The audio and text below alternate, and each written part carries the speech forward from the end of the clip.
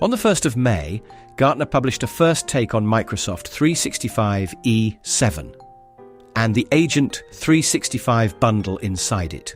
Their verdict, verbatim, a promising work in progress with a premium price tag. Their recommendation to mid-market buyers, defer the purchase until the feature maturity improves. If you run IT at a Microsoft stack company, your procurement team has probably already forwarded it to you, possibly twice. And here's the thing, Gartner is right.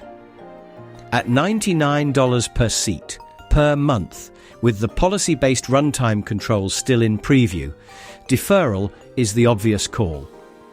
That decision was made the moment your CFO saw the price and the maturity caveats in the same week.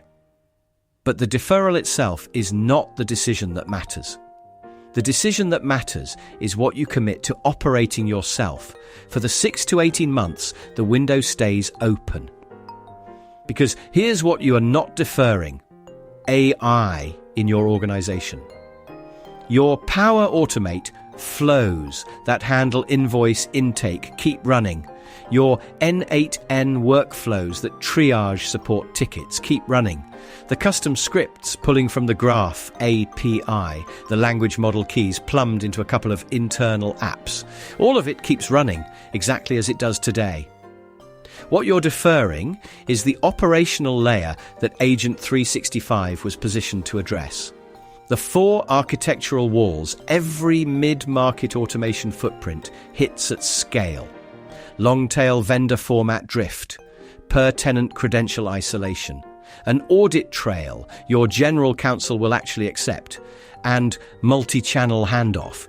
Those walls keep biting through the entire window.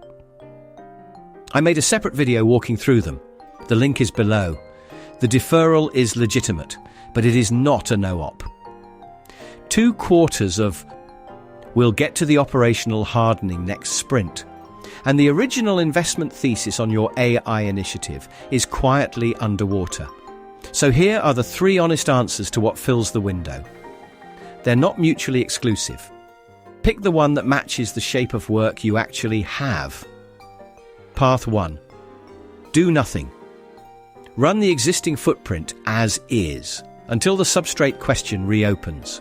This is defensible genuinely if the 4 walls aren't biting yet. If your AI footprint is 1 or 2 production workflows, the operational debt accrues slowly, and waiting is rational. But if 2 of those 4 walls are already producing weekly, hey, did the AI handle that? Incidents in your inbox, that isn't a strategy, that's denial, with a calendar entry. Path 2.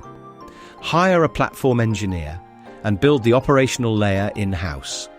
This is the right answer at 5 or more in production AI pipelines. That's where one dedicated engineer divides their time across nothing but AI workflows, and the full-time equivalent maths actually carries. At 1 to 4 pipelines, it's the wrong answer. The engineer gets spread across the whole roadmap. The AI operations layer gets fractional attention, and the part worth saying out loud, that hire costs you the senior engineer who was going to build something else. The headcount isn't free. The opportunity cost is your next initiative. Path 3. Bring in an operations partner who runs the operational layer on top of whatever substrate you already have. Today.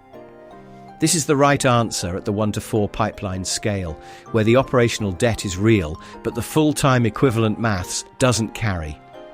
The partner runs the bolt-on shape, per-pipeline credential isolation, vendor format management with drift detection, an evidentiary audit trail, multi-channel orchestration. And when Agent 365 matures, or whatever Gartner stops telling you to defer arrives, the operations layer lifts onto the new substrate without you re-platforming. Now, the bias declaration on camera, because you should discount accordingly. Path 3 is what I sell. I run GGO, an operations partner that does exactly this for mid-market IT teams. So of course the essay this video is based on arrives at Path 3. Ask the same structural question of anyone else who shows up with an answer. And if you have 5 or more pipelines and your CFO is comfortable carrying the hire, take path 2, and genuinely, good luck to you. But here's the structural reason path 3 answers the deferral specifically, not just the reason I happen to be selling. When you defer Agent 365, you are betting the Substrate question reopens favourably within 18 months. Maybe it does. Maybe something else wins. Nobody knows. And that's the point. The Substrate is replaceable. The operations layer on top of it is the thing you actually commit to. Path 1 never builds that layer. Path 2 builds it welded to in-house choices that may not survive a Substrate change. Path 3 separates the two by design. The wrong path isn't any of the 3. The wrong path is reading the first take, agreeing with it, deferring the purchase, and then letting the deferral window become 18 months of next quarter. The Gartner cover legitimizes the deferral. It does not, by itself, prevent the drift. Picking one of the 3 paths deliberately is what prevents it. If you want the structured version of that decision, start with the 10-layer governance maturity model. I walked through the whole thing in the previous video, and there's a free self-assessment linked in the description. The full essay this video is based on is on the Substack, also linked below. And if the first take is sitting in your inbox right now, message me the word deferral on LinkedIn, and I'll send you the 1-page, 3-path sheet you can run with your team this week. I'm Cheyenne Ming. Thanks for watching.